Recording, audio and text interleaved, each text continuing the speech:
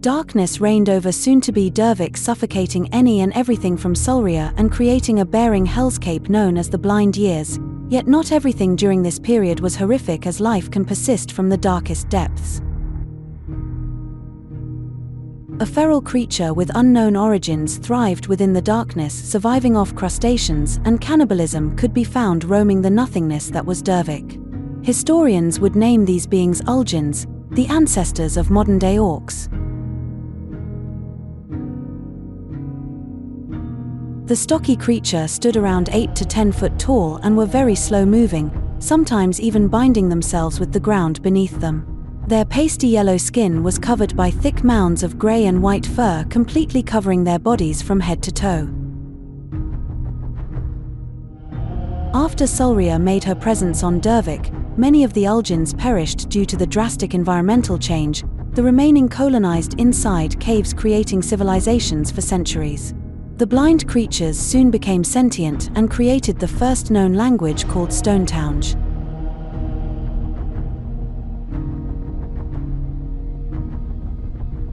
Ulgins would soon evolve, giving themselves the blessing of sight, yet many of them remained to dwell beneath Durvik. Colonies of thousands would thrive underground, with even some establishments remaining today.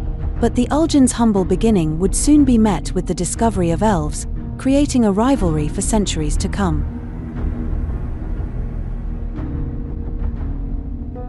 The elf race was introduced to Durvik by the god Amma, but many argue a lesser-known goddess named Zethra created the elf race and Amma stole the race for his implications.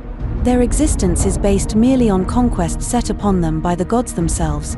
It wasn't long before the Ulgin race was enslaved, branding them with the name Orc. The Ulgins didn't go out without a fight. By the thousands they congregated out of the caves and onto the battlefield, defending their way of life. Both sides would lose a catastrophic amount of life, but would soon end in a victory for the elves.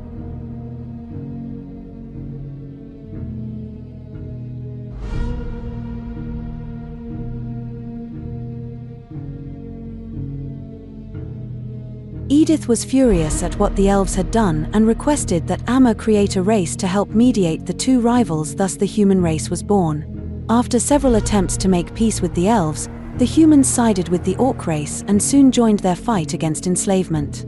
Centuries would pass before the two put their differences aside and agreed to an armistice, effectively resulting in a victory for the humans and Orcs. Not soon after, another race would be discovered within Durvik, a mix of a human and elves known as Zealots.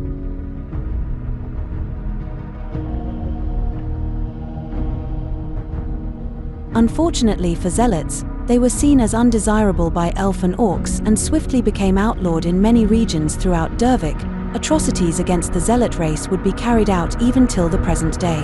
Tension rose as humans shielded the Zealot race from genocide, creating many factions to form, the most notable being the Bloodstone Empire, a ruthless kingdom of mercenaries, crooks, and horrid creatures. Around 70 AD, a group of explorers from the Bloodstone Empire discovered the essence of mortal magic stolen away in a hidden tomb underneath the shrine of Daldera. This discovery altered Durvik forever, giving anyone powers not only to control humanity but the gods as well. The elf race mastered the art and controlled many portions of Durvik, spreading their influence of the goddess Zethra. Anyone opposing the goddess was met with a siege of devastation, leaving many nations extinct to only be found hundreds of years later. 221 AD was the end of Zethra's reign over Durvik, enabling many hidden races to emerge from hiding. Merfolk were found living in the swamps of Alona, evading attacks from elves. They created underwater civilizations and monuments to their god Peris. Their hatred toward the elf race was prominent as they would routinely practice defense drills.